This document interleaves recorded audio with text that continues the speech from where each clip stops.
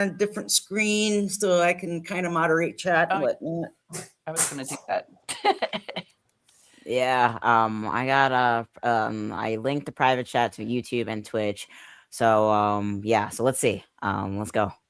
All right. Well, it's saying live on StreamYard side, and I'm trying to see if we are live on Substack yet. I don't. Here we are. Oh shit. Yeah, it echoes. Oh, I forgot this screen has a speaker, so I might just take that off and put it on because I can turn the volume off on my laptop. Okay. I think we're good. I'm opening my Twitch as well. This is actually going to be my first upload to Twitch, and I'm looking forward to this. I'm working on we're working on the back end with the design for so long. Oh my god. Okay, Richard has joined. We've got Narrows in there. Grammy's in. Yeah, you guys, we started our live a little early. We are just letting people roll in before we start off with our disclaimer and welcome our special guest in.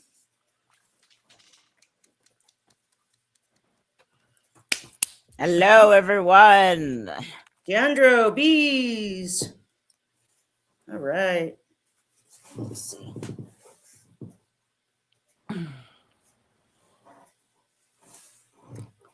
In Texas, fighting fascism. Right on.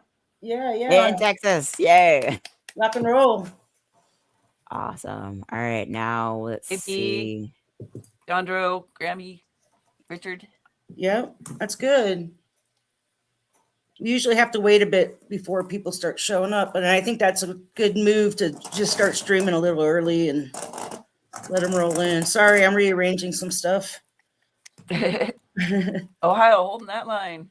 Word, I'm from Ohio originally, Grammy. I was born. And I'm good on YouTube. My YouTube is good. My Twitch is good. Sweet. All right. Sweet. Grammy, where are you in Ohio?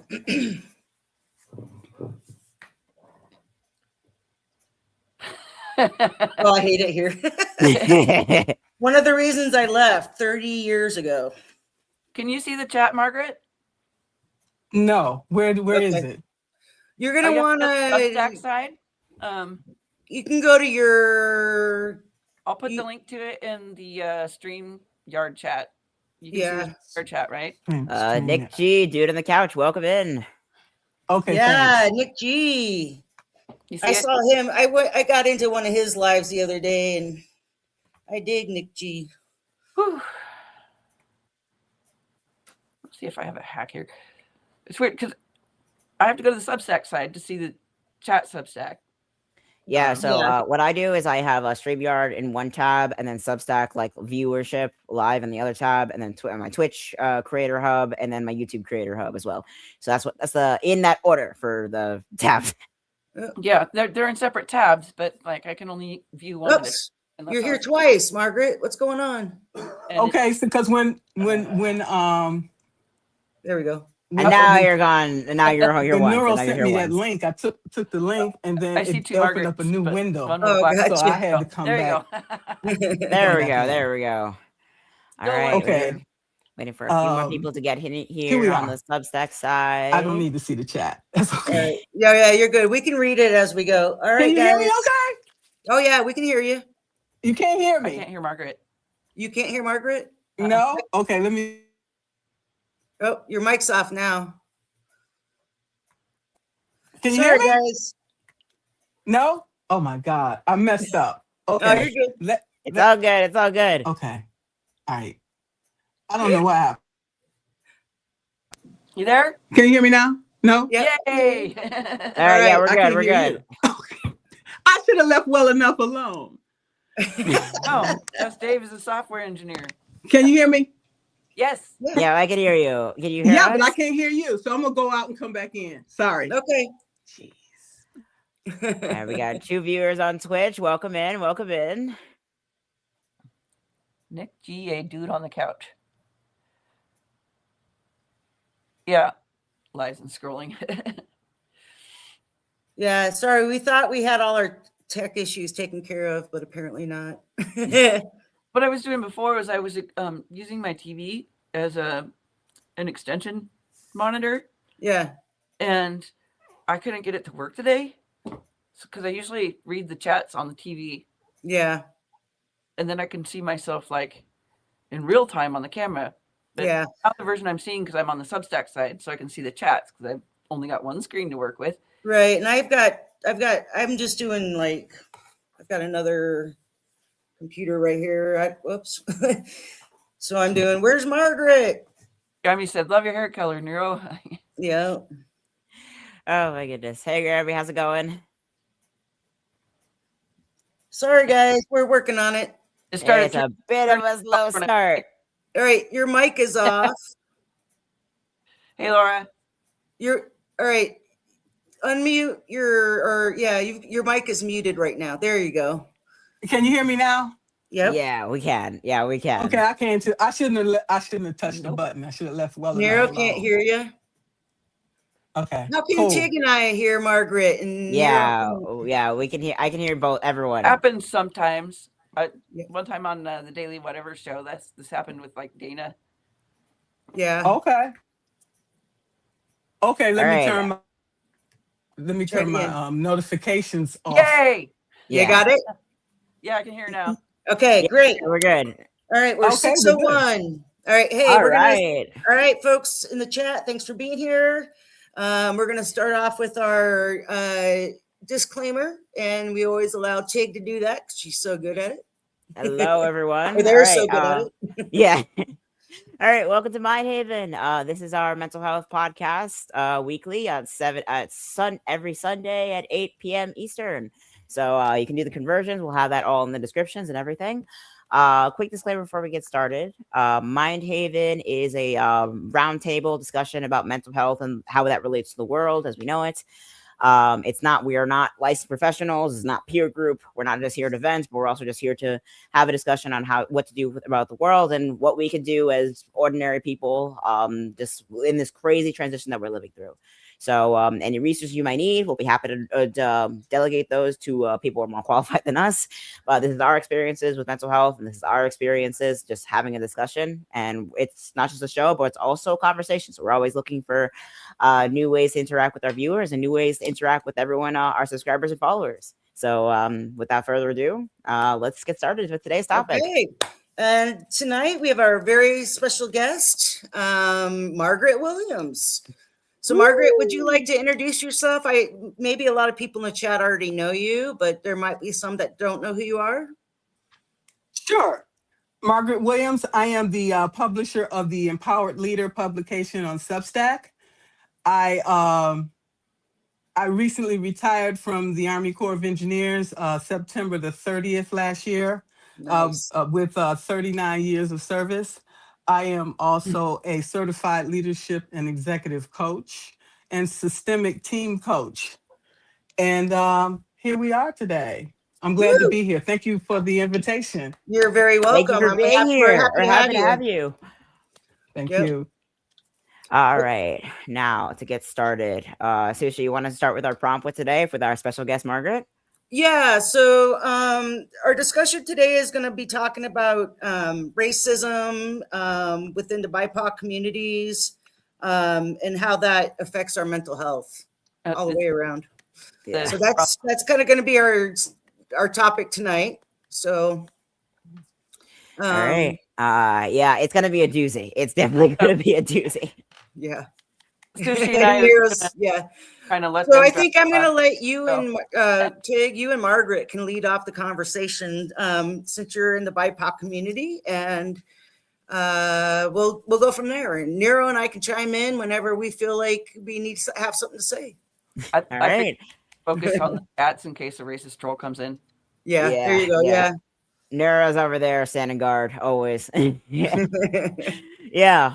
So to start things off, a little thing we talked about preview before we went live in regards to mental health is to how honestly Nero brought up a good point in a recent post that she did over on her Substack about how Why is it when domestic abusers, people, specifically like white cis men who go have a higher repeat offender rate of violence, of political extremism, it's often expressed as mental illness. Meanwhile, if a person of color is either having, like, honestly, I've had a few instances. Like, I used to be in my transition, in my emancipation stage of the 7 years it took to get me to get over here. I had spent some time crashing in a shelter for a while, and I did see how specifically how mental illness was treated, was viewed, for men of color specifically, for Black men specifically. You have genuine severe cases of like mental illness that is crippling and disabling, they need a lot of external care, and there's honestly no one there to pay for that. It honestly reminds me of this one case, this one I don't know if anyone's familiar with the term something release. It's a respective release, basically when in the prison system, essentially when you have an older prisoner that is experiencing some kind of dementia, Alzheimer's, or some other kind of cognitive decline, and they need a little bit of more long-term care that the prison isn't willing to pay for. They just pack them up in a truck and leave them out in the street. That's a practice that is still very much done, and it's so prevalent that it was even featured in Orange is the New Black episode. It's horrific. And Margaret, I want you actually have you said you were actually in the Army Corps of Engineers, and I'm curious to see how especially if you have any stories about your colleagues that may have experience in mental health and how that was responded, especially like if it's the Army, it's the military, so PTSD is a big one. Combat related PTSD is a huge one. Tell me a little bit more about your experiences with that. Well, I went to the combat zone when I decided to go to Iraq, and I decided to go to, well, Israel is a different situation because Iraq is like contingency, okay? And so we have much better services over there, okay? Because we're being attached to the military and we're right in the midst of all the action that's going on, okay? So we take care of each other there, okay? So if you're having any mental health issues, honestly, you need to leave because you become a liability. Because if you are not able to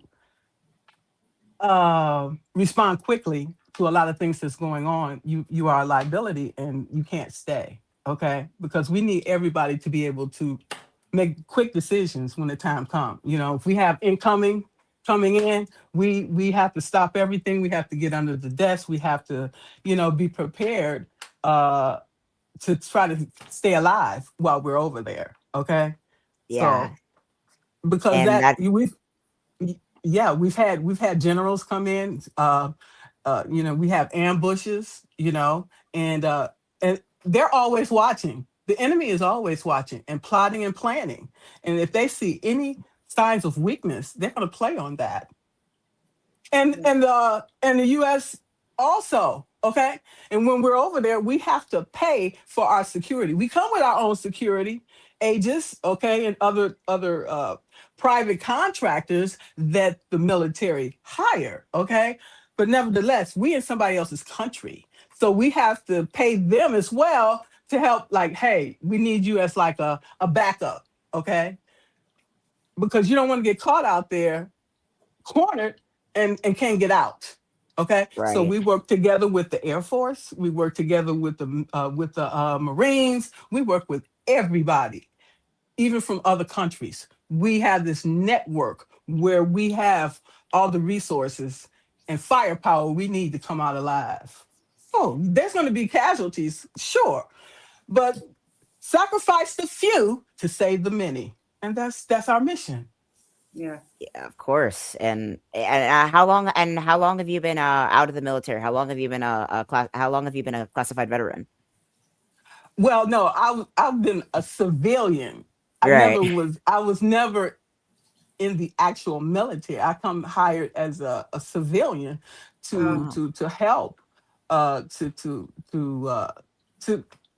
get our mission met. Okay, we are doing I do government contracting is what I was doing. So okay, we come in there, we have changes on these specific projects. And so I have to put all this stuff together, sit down and negotiate with the contractor and come up with a fair and reasonable price on how much this additional work is going to cost. Okay. Right.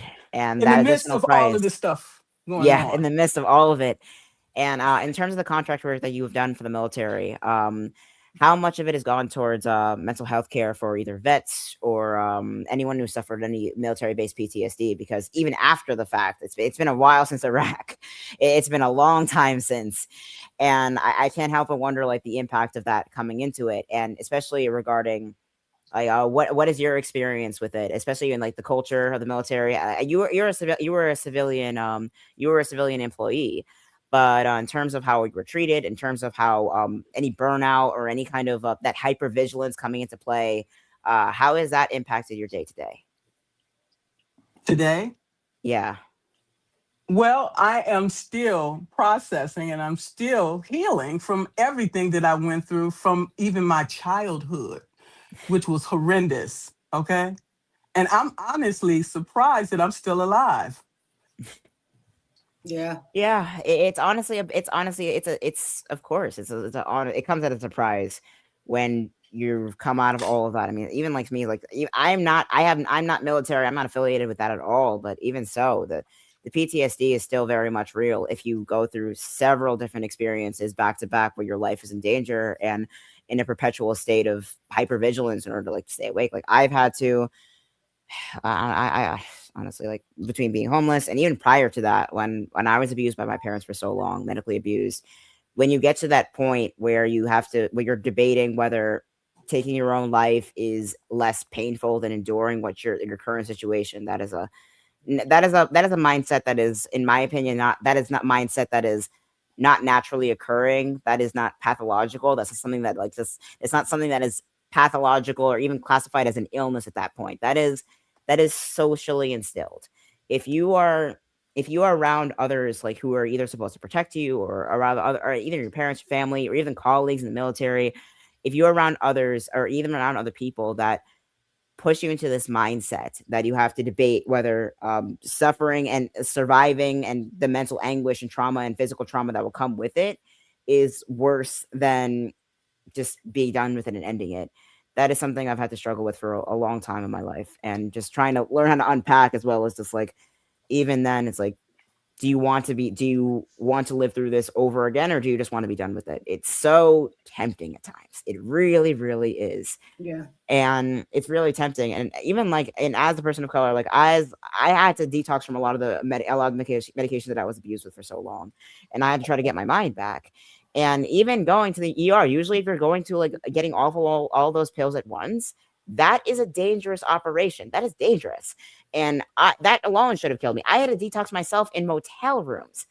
And I tried to go to the ER, and the first thing that happened was there was a nurse on staff that lied on my file and said I was looking for drugs. They sat me in a chair overnight and just ignored me and just yelled at me anytime I tried to ask for just a place to lie down. It was horrific.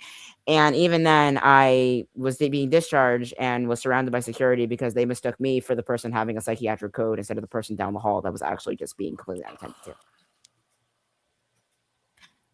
It was horrific, and it's all because that one nurse, who honestly should not be employed, is decided to lie on my file for no reason other than his own biases. And it's horrific because this is something that happens all the time. And even coming into it, it's like, that should not have happened. It happens all the time.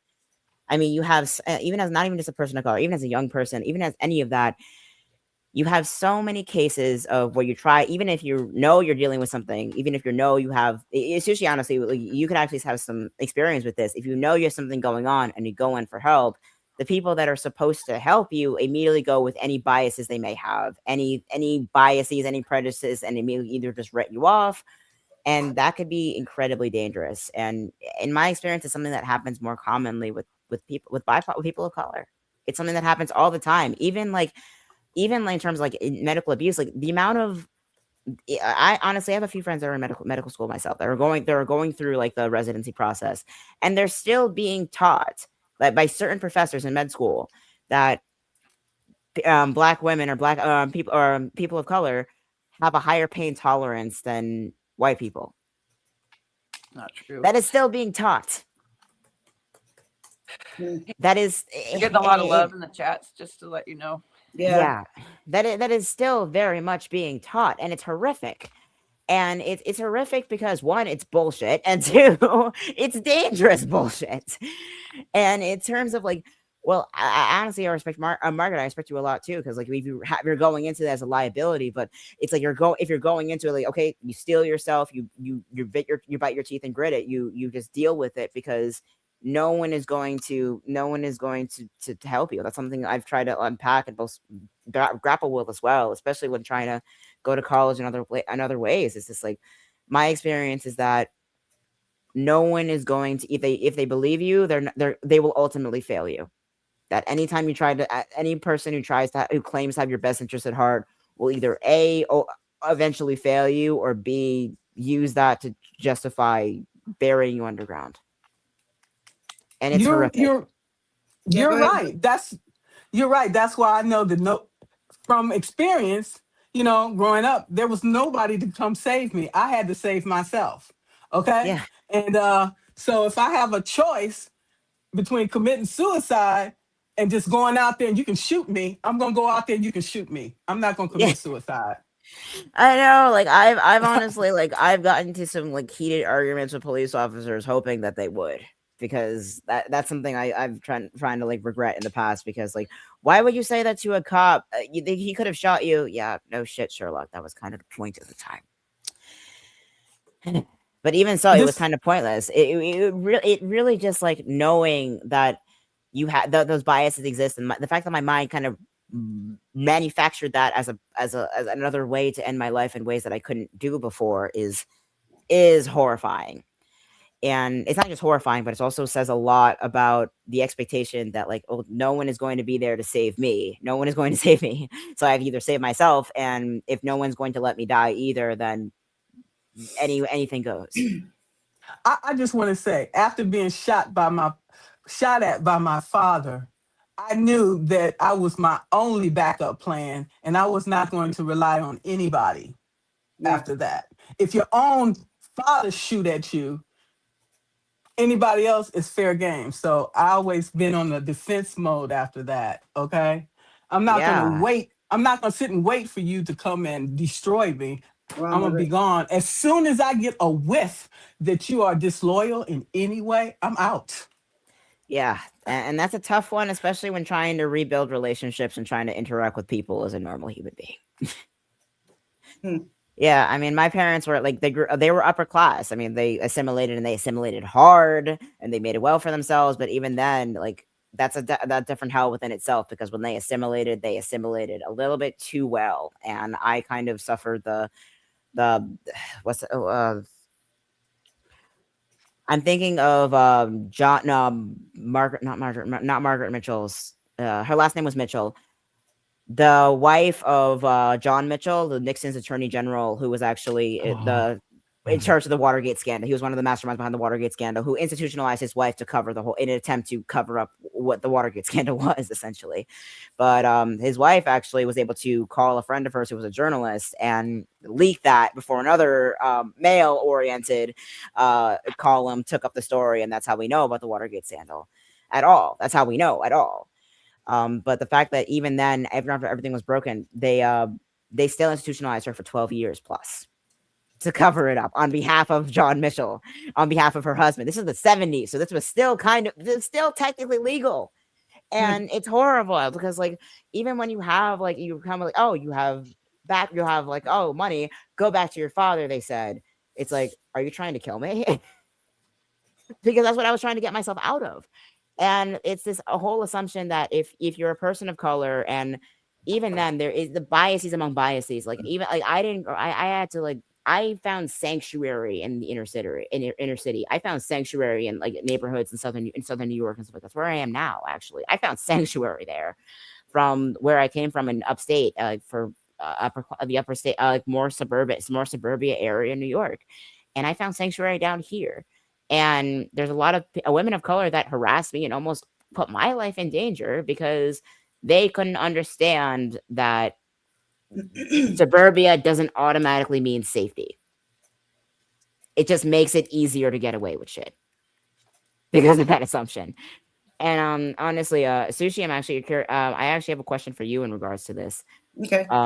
It in terms of like not even just asking for help, and in terms of those preconceived notions.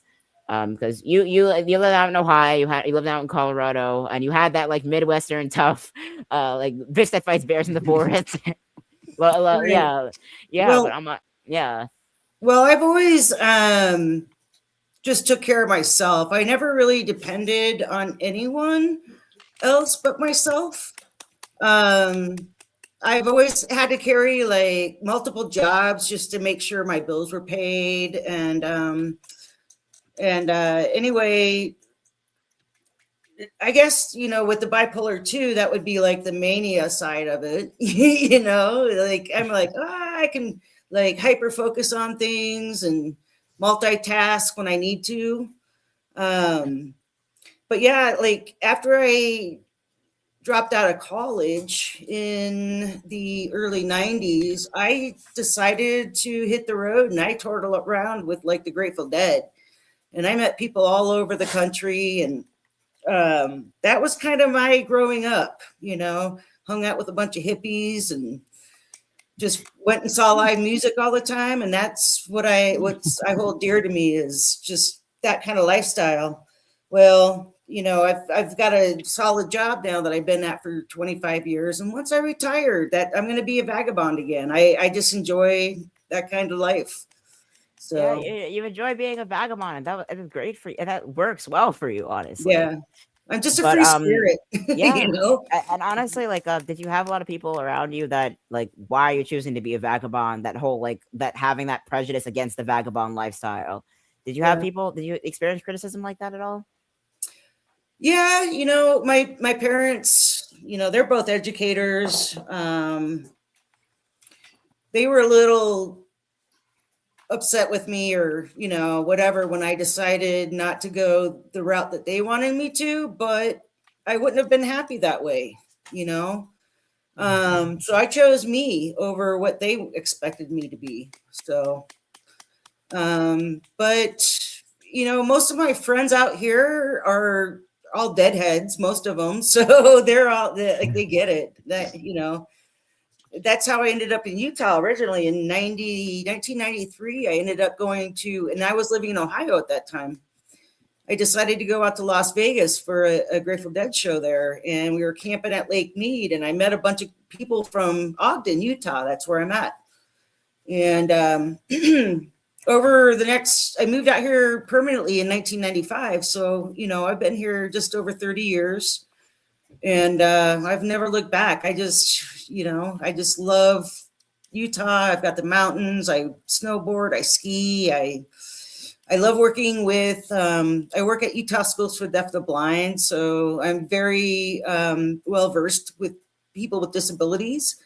And I also volunteer with Ogden Valley Adaptive Sports, going on snowboarding and skiing lessons, getting those people with that aren't able to enjoy snow sports, or like even summer sports. They have program year round. Just go out and enjoy like recreation that they wouldn't be able to do otherwise. So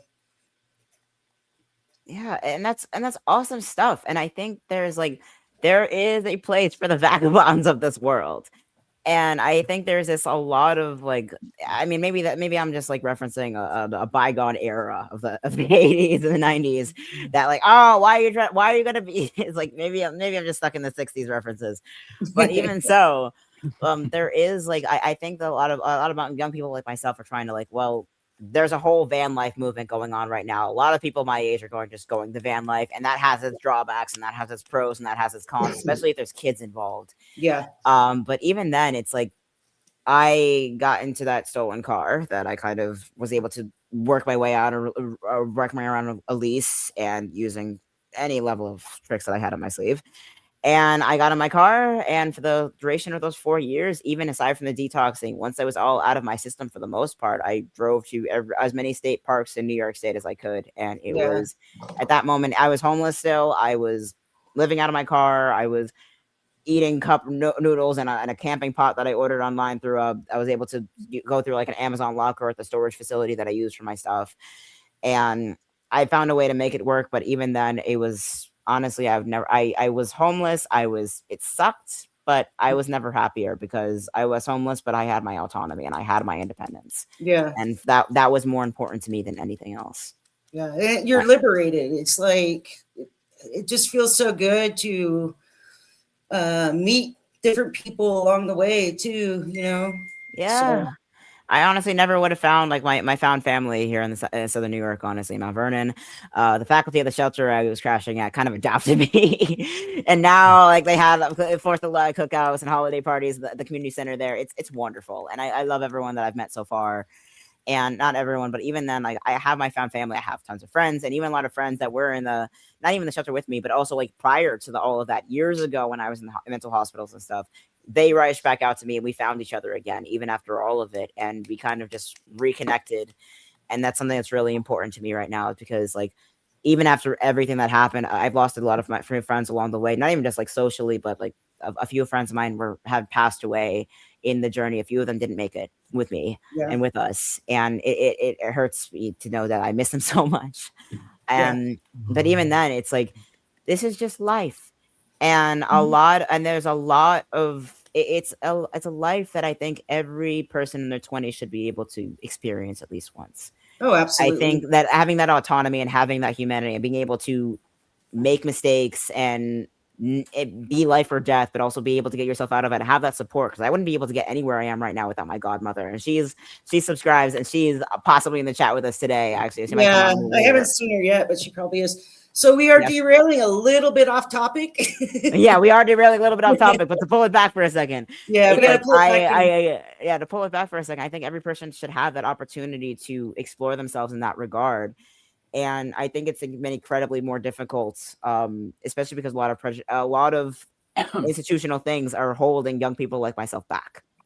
There's a Yeah. lot of like either a cost of living or otherwise. There's been a delay to launch for so many, and there's been a struggle to like go out there. And I think that's kind of contributed to the political extremism and the ignorance surrounding everything we're dealing with right now, especially in terms of mental health and how easy it is to cast off a 27-year-old white guy who murders 5 people or gets away with raping and strangling someone in that regard as, oh, they're just mentally ill. He's just a kid. They're just kids. When does the line become like, it's kind of like, okay, are kids not human, or mentally ill people not human, or why do only white men get to be kids but black men don't? Yeah. So I wanted to, we were talking about homelessness and stuff, and I was homeless in, well, during the lockdown part of the pandemic. And I did end up in transitional housing under the VA through a program called Transitions Projects, right? And one thing I observed was that the majority of us veterans who were there in transitional housing were people of color, particularly Black people. And the majority of them had like a day job. There was one gal, she didn't, she had like 100% total and permanent disability, had a traumatic brain injury. But the vast majority of them like had like a day job that they went to, and they had to kind of work around their job schedule, and when they meet up with the caseworkers and stuff, you know, because we all have all these things and these processes stuff that we have to go through to get housed. And I don't really know how many of them were under like mental health care status. You know, we didn't actually tend to talk about the types of disabilities we had. But I was just wondering about your input on that, Margaret. Even though you weren't in the military, you worked a lot with the military. I was just curious what thoughts or observations you had about that phenomenon. Because I'm pretty sure that wasn't isolated. Well, we have this annual training, and we have military also working within the Corps of Engineers, and the person at the top is a military officer, but the majority of people are civilians, and they do have protocols in place for they treat us differently. Okay, they treat the military different than they treat the civilians. Okay, it is what it is. I can't worry about that. Okay, because they're on the front line. Okay, they the government owns them. When you sign, you take an oath. You take an oath, and you say, you know, your life is no longer your own. It belongs to the military. So if they tell you to jump, you say how high. You don't question. Okay. For me, I had to take an oath too. It ends up being the same, but they still treat the military officers or civil different than they do the civilian. That's fine. So they have all these protocols, and they, because they want to check and make sure that you are functioning at a good level, mentally, physically, and all of these things. So when you go out there, they know that you're good to go. Okay, doing this inventory for you. For us, we have a different process. It's basically the same. Okay, so all the things that we have to do, it depends on the person. Okay, since I have been prepared from birth. Okay, from all the trauma, that all the things that have happened to me. So I was basically prepared mentally because, like I said, it's like you're going through this humiliation ritual, for example, your whole life. So when you get into a situation like this, it's like, bring it. Come on, let's go. So Yeah. I you know what I'm saying? I was built for this. But other people that have not experienced all this trauma and all these things, that just live the life like in Little House on the Prairie, they can't handle stuff like this. They would be the first ones to ask to go home. Okay? I stayed till the end. I'm like, let's go. What's the next challenge? Okay? Yeah. So it just It's depends on the person. Yeah, and it's honestly kind of screwed up that we have so many, and we have so little protections for that. I mean, the fact that there are military recruitment offices more so in the inner city communities than there are for Little House in suburban area. That's not. There's a reason for that. It's because when you've been heavily traumatized and self-sufficient in survival mode and hypervigilant for the duration of your childhood, then that's what they're looking for. Essentially, they want you. That's the ideal military candidate for that Yeah. kind of position. That's ideal, and it's a tough one because even out of the military, like I'm in transitional housing right now. A lot of the guys in my building are former military. They're actually former combat vets. They were in Vietnam, they were in Iraq, the whole 9 yards, and they've been here since early 2000s, and they haven't moved. There is no, like, if you're in that constant state of hypervigilance, if you all you know is survival mode, essentially. It's like you can take it's pretty much all you know. Like, I'm trying to relearn a little bit more stuff like that because one, I'm so young, and two, I have a kick-ass therapist that's on my emancipation paperwork. That's great. But even so, it's like, even with now, all my experiences, all my trauma that's brought me up to this point in regards to the current world that we're living in, I'm kind of the ideal candidate for being in the back of house revolution, being in the revolutionary standpoint in terms of the larger world as it is. But I see so many, not just friends, not just people close to me, but are falling apart in this year and next year. And I'm like, okay, what's that? Bring it. That's my thing. Like, bring it. There's nothing anyone could do to me at this point. There is no camp, no psych ward they can do to me at this point that I haven't been forced to suffer through already. And that is the horrific thing out of all of it, is when you feel like when your experiences up until this point are so traumatic to the point where, like, yeah, what else you got there? What like you want to just, there's nothing you could do to me that I haven't been forced to suffer through already. It's like, you go into the military, like, okay, we're going to do a drill sergeant, stuff like that. We're trying to break you. I'm already broken. So what else you got? And that is a problem. It's a problem. It's a problem. But right now, it can be an asset in terms of high conflict situations. If the American empire is falling apart currently, I mean, it's an asset right now, and that's why people like us, like, we have these background, we have this long-standing experience with situations like this and how to handle things. And even now, we're still learning, and so we're still healing how to do it without killing ourselves in the process. But even then, we're valuable in this current situation. But in times of peace, we don't function well. We really don't. Um, I would argue that some people still don't turn out quite, Genocide. I don't know, resilient. Yeah. Resilience kind of the wrong word, but our nervous systems aren't all the same, aren't all uniform. And I've known people across races who've had extremely fucked up traumas since they were kids, and they came out, you know, who knows why, but a lot less functional. You know, quite often they're on the streets, got unhinged quite often. You know, maybe got wrapped up into substance abuse disorder or something like that. Yeah. And I do what somebody said earlier. We have to treat the whole person, and I totally agree with that. And we don't, and we quite often, when we see mental illness, we see only this small window of the people who are on the streets unhinged. They're on the streets unhinged because of their traumas. You know, it has made them that messed up, and then they're further traumatized on the streets, and therefore less functional. It's a cycle, and they're not treated like people anymore. But people see mental disorders as something that's just that, something that's incompetent or something that's dangerous, someone that's dangerous. But Something that we are needs to be treated like something, quarantined. right? Mm-hmm. We are treated like, even if you're someone like me and I have 3 mental health disorders, we just sort of get treated across the board of being less than or other. And it's even worse if you're a person of color. Yeah. You know, not only dealing with the racism within mental health, but you have to deal with the ableism within your own racial community. Yeah.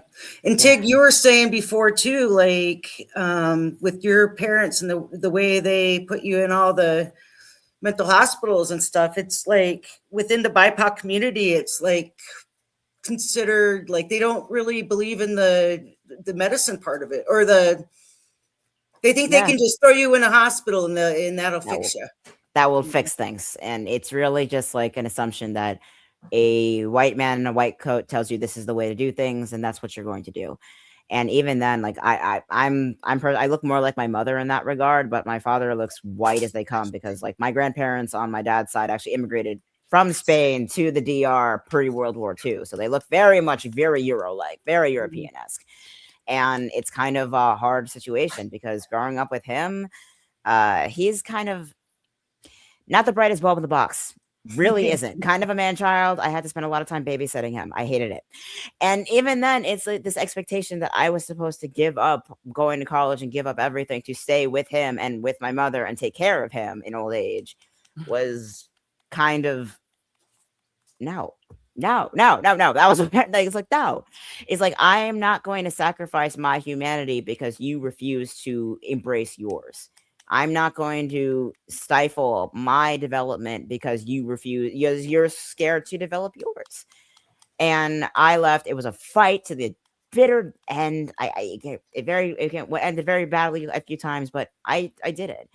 And ultimately, I understand, like, a lot of people my age, even like BIPOC or not, that are struggling with, like, I'm on the autism spectrum. I have my moments, I have my meltdowns, and I have, when things go really well, if things go really, really poorly, I will regress into like less productive behaviors. But even then, it's like, that does not make me a child. That does not make me a child to be discarded and pitied and horror. Like, I have been accused, oh, you're looking for sympathy, you're looking for pity, all 9 yards, by people 3 years younger than me. And it's not even just like, it's kind of ironic because there is this assumption that, oh, I'm fine, why can't you be fine? It's the assumption that we have no idea what we're fighting with at any point. And the moment I actually feel safe enough to express like my story and my background, it's like, holy shit. Tig is stronger than I could ever be. But even then, it's like, I don't take pride in that. I don't like being better than people. That's not how I feel at all. It's this idea of like, I can do it, why can't you? It's this idea of self-validation. Like, oh, it's this idea of competitive progress. And I see this a lot now, like a lot right now on the internet, with trying to rebrand yourself, trying to better yourself. There's this whole online culture, not even just online, but across the board, of trying to improve yourself constantly, being productive, being healthy, being skinny, being not fat, being everything across the board. And it's never enough. It's never enough. And I recognize that now because it was never supposed to be enough. Yeah. It was never supposed to be enough. And even then, it's like there's a lot of this resentment comes with that resentment of knowing that what you're trying to aspire to, what you're expected to aspire to, what you're actively abused and punished for refusing to aspire to is kind of pointless. And I knew that from a young age. And even among like white friends of mine, and like even like amongst all non people in my category, not people in my demographic, there is an obsession with trying to aspire to something that was never meant to be fulfilled. There is that expectation that why would you give up this beautiful house in the suburbs for being homeless? You don't deserve opportunities because you were ungrateful and gave up something important that I value that doesn't exist. It never really did. And knowing that it would, even then, like and that's where honestly the term privilege kind of bugs me a little bit, because the word privilege is not associated with whiteness alone. You can if you can be a person of color, you can be any number of demographics and still have a good amount of privilege above your people, other people in your vicinity. And that is not a moral failing. That is a societal failing. And it's a hard thing to tell the difference between. Yeah, I just feel like, the majority of white people think they are more superior than everyone else, and unfortunately, as a white person, I despise that, I love meeting people of all different walks of life. It's culture. I love it. That's honestly with respect. Yeah, and it really comes down, and even among whiteness, of something I've observed, like even with people not outly racist, not outly conservative, like more highly liberal, highly on the left, it's this idea of wanting. It's idea of wanting to be right more than you want to do right. Yeah, or to appear to be good. Right? Or they're more concerned about looking racist rather than just not being racist. Yeah, or looking inclusive of those with disabilities instead of just being actually inclusive. I used to get defensive like that until I learned that, this is why I'm upset by this, is because I was being called out on a behavior and not necessarily my whole entire character, right? And now if somebody says, hey, that's kind of racist, I'll be like, oh, if they want to tell me why, they can. They don't have to. Yeah, it's like, how so? And it's like, even like explaining how like MSG is the whole reason people think MSG is poison is just racist. And like, even though there's MSG in everything, there's MSG in Doritos, there's MSG in pretty much every flavor of chip. Yeah, the only time I hear anybody bitching about it is when they're talking about Chinese food. Also, I lived in China and I had much saltier food here than there. Exactly.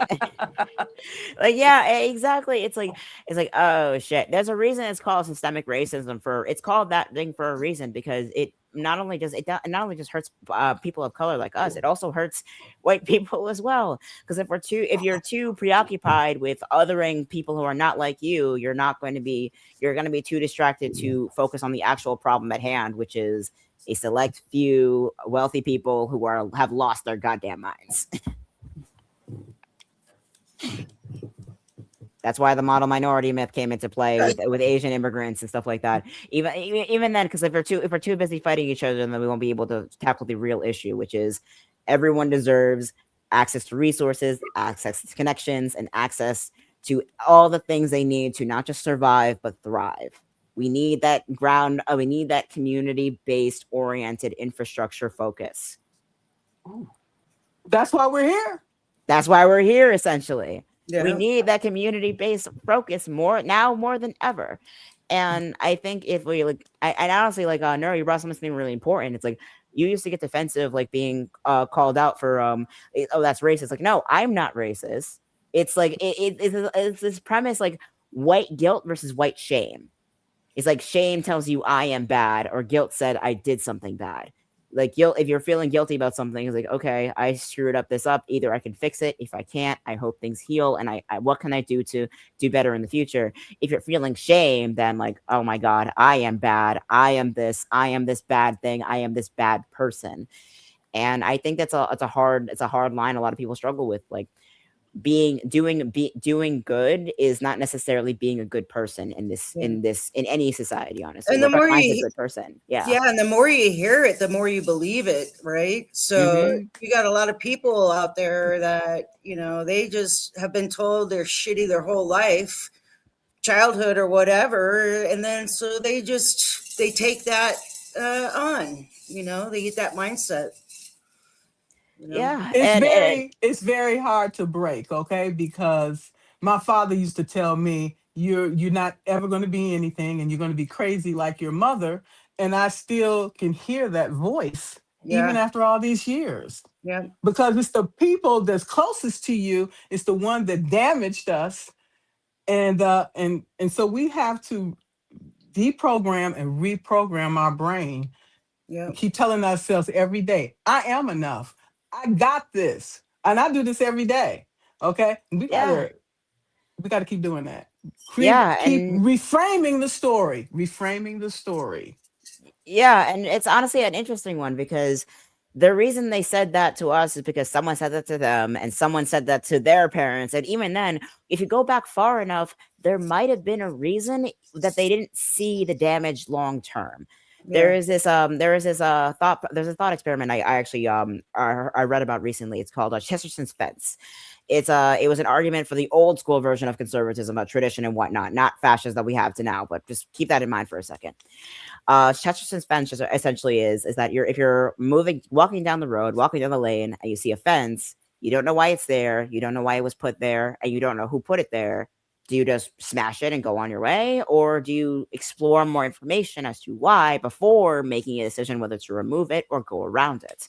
It's this idea that some fences are there for a reason. If you don't know what it's there for, smashing it may have more long-term consequences than not. There's a reason that red tape exists, essentially. But even then, it's like, all right, if the fence is there to protect sheep from wolves, but the sheep industry died up years ago, then what's the point of the fence? There's no point anymore.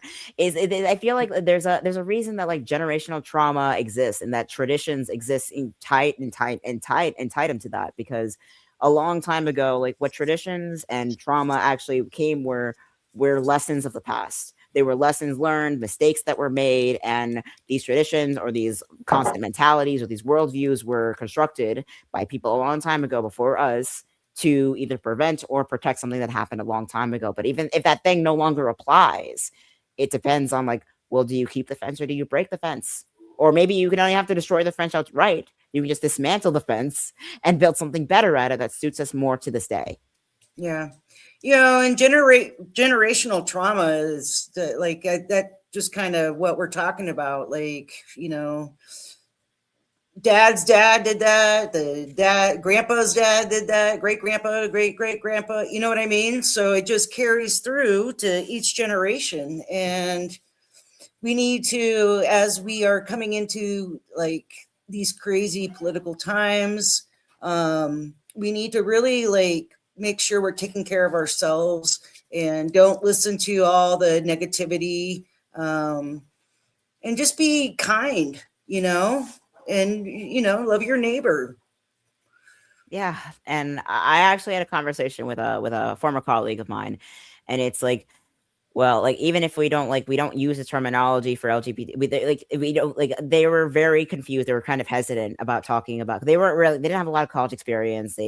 I'm kind of hesitant in regards to like trans and non-binary and the LGBTQ community and everything that I belong to. I'm trans non-binary myself, but like, I'm not sure how I feel about it, but we want to make sure this is an inclusive community for everyone. So how would you go about that? And I said, treat people like human beings, have no tolerance for bullying. Doesn't matter how, doesn't matter who. If you're treating people like shit, they're out of here. That's just the bottom line of it. And you don't need to have a full dictionary or a full Wiktionary or a motivational poster that about all the letters of DEI and what they mean. It's like, all right, that's great, but people are still dying and your students are still hanging themselves in their dorm rooms because you won't tackle the bullying problem head on. Yeah. And it really comes back to the question of, do you want to do right? Do you want to be right? And even among like a non-conservative community, even among like progressive, like liberal communities, you have these DEI policies that were not implemented well. They were implemented with good intentions, of course, but the implementation is that they're really focused on what makes white people orchestrating these policies feel less worthless about themselves. Yeah.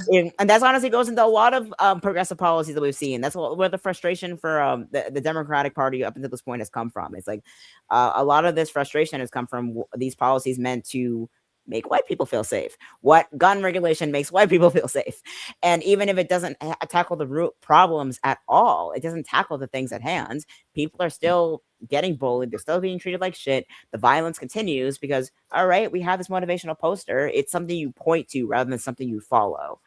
And it's honestly, I think somewhere along the way, we started treating it's similar to like, honestly, it goes into mental health as well, because like, oh, we're very inclusive of mental health. We're very inclusive of people's rights. We're very inclusive of disability rights. But at the same time, we're still using the same methods they used in the Victorian era when someone's having a hard time. Yeah.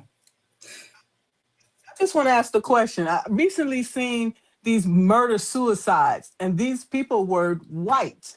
Most of the people that commit these things are white, so they're not concerned about them killing up each other. Yeah, it's a weird thing. Like even here in Utah, we've had quite a few murder suicides within the Caucasian communities, and I don't psychologically, I can't even explain that. You know, That would be cult mentality. That there's a level well, of psychology that comes into it as well, and yeah, that is a level of things that people don't often recognize full hand. Like even that's that's like, true. I I mean, mean, even like in like the startup culture, like hustle culture, productivity culture. The moment the corporate world started using the word culture like every 3 seconds or so, that's where things start to develop very similar to that of a cult mentality, honestly. And White it's not exactly. supremacy And I know that sounds crazy, no, but it yeah, makes sense now you said that, because in Utah, what's the majority religion here?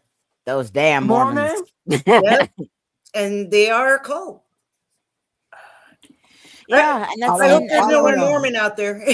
yeah, and I don't it know. kind of seems like a cult as well. And there's like there's a cultiness to it. Like I've seen like in student government associations in colleges, like I've seen like where you have like even if it's like racially diverse, you have like, oh, where especially when like with the Israel the whole Israel genocide in Palestine and Gaza kind of thing first started, the protests were going on at the time, and it's like, oh my god, it's like, all right, yeah, this is great, but we are kind of in the middle of our own fascist takeover here. Of course, Gaza is important. Of course, we need to take care of that. But what are we supposed to do about that? We need to get our own shit together first. And there was an immediate turnaround, 5 seconds of silence, and then they immediately were not afraid to start hurling racist, ableist epithets my way. And there was no shame in that at all. And that's honestly something I've noticed with like the dark woke movement as well. It's like they've kind of just stopped trying to pretend that the bigotry is not there, and they're just hurling it in the other direction. And that doesn't solve anything. It doesn't solve anything.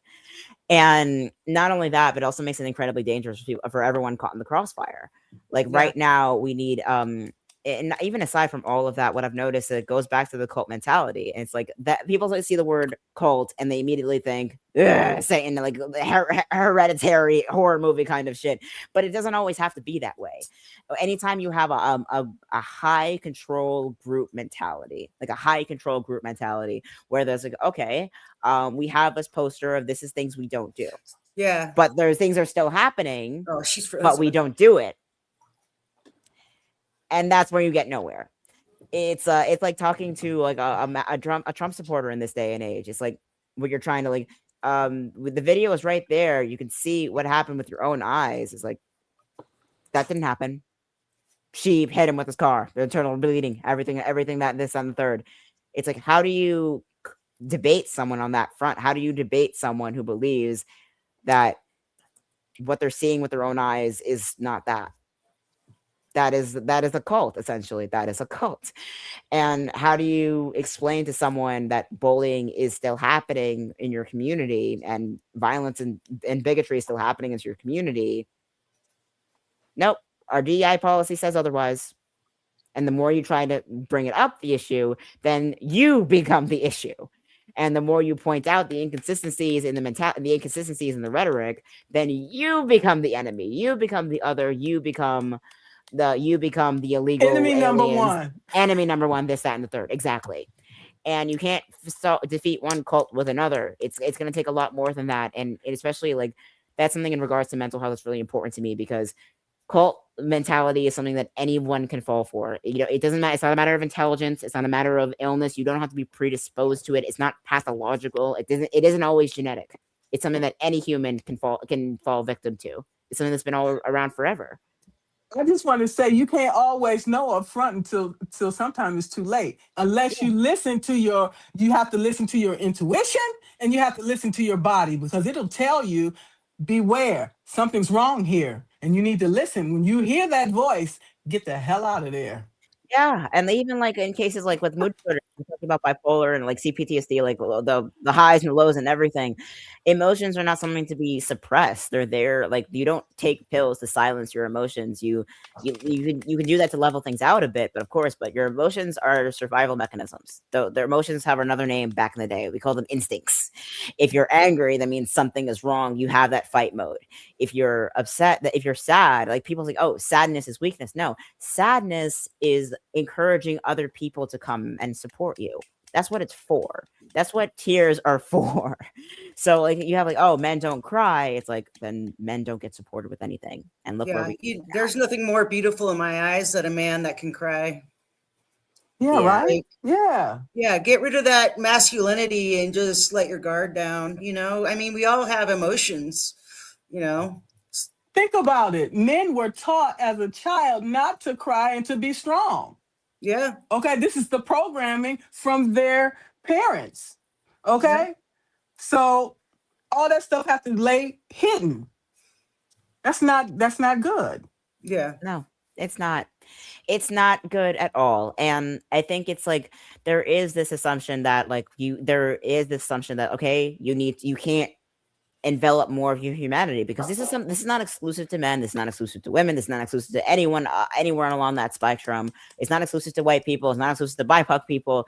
It's all just being human. And that's what it really comes down to. We have a lot more in common with each other than we realize. And there's a lot of barriers and a lot of cultural things that don't have to be barriers. They don't have to be fences. Some of them are Chesterton's fences. Some of them don't have to be. But there's a lot we can learn from each other. And I think that's the bottom line, honestly. And I going back to what Neuro said, like white guilt versus white shame, is that the shame is not necessary. If you fall for a cult, that's not a moral failing. It means you fall for a very dangerous individual. It means you were vulnerable. It means you were vulnerable. You were caught in a vulnerable state of your life, and you got swept up by someone who should know better. And the most vulnerable people to cults are the ones who don't think that they are.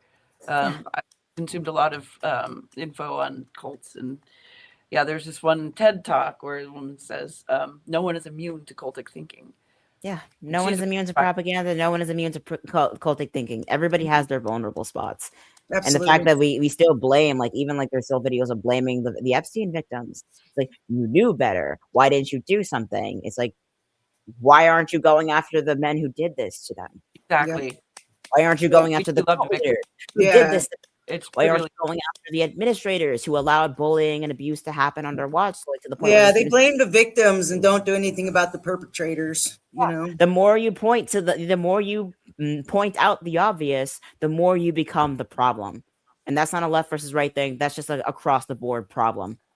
That's why victims stay silent. When you say, I've been raped, I've been victimized, I've been harassed, you become the perpetrator. Yeah. Mm-hmm. And when people what did you do to like you get questioned, well, what did you do to bring this on essentially? Like even on like school shooters, like you have your standard archetype for people who commit these kinds of mass violence, people who fall for these political extremist murder suicide behaviors. And it's ultimately what it comes down to is human beings will always resort to chaos and violence when they feel like they're out of all other options. When the right way doesn't work, chaos always will. Yeah. When you have nowhere else to go, that's where you're going to turn. And of course, the people that get hurt and the people that die as a result of that, it's always a tragedy. It should be held accountable, but it doesn't solve the problem. Justice is not a You long solution. you have to recognize if you back somebody in the corner, they're coming out of that corner. Yeah. Okay. There's only so many times you can knock someone down before they get back up and with a vengeance and not care if they live or die or not. Yeah. Okay, we're at the top of the hour. Does anyone have one last thought that you'd like to share? Well, let's before we sign off? tell people how they can find Margaret. Oh yeah, Margaret, plug yourself. Let people know. We can, Nero, if you want to put her information in the chat too. If you can find it. I didn't have it up the second. Oh, okay. Yeah, Margaret, go ahead and introduce yourself or let people know who you are and what you do before. We've got 27, I think, in here, which is good. I mean, Yeah, it's honestly a pretty good number so far. It's Yeah. Sunday. It's a Sunday, of course, and I mean, there's been a lot of rescheduling, especially with the end of the holiday break. So yeah, for everyone to tune in, we also have a lot of new faces here as well. Pasted in Nick there. G, Couch, and we have a few new faces here as well. So this is great. yeah.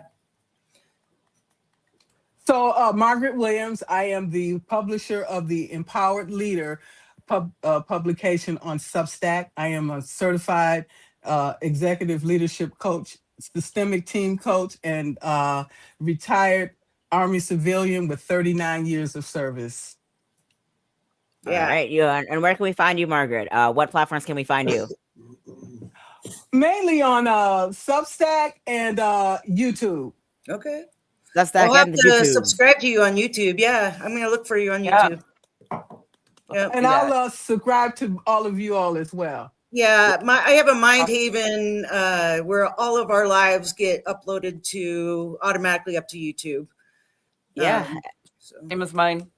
same here as well. And I also linked it to my Twitch as well. So yay, we're growing an audience. Yeah, we're growing. We're doing good.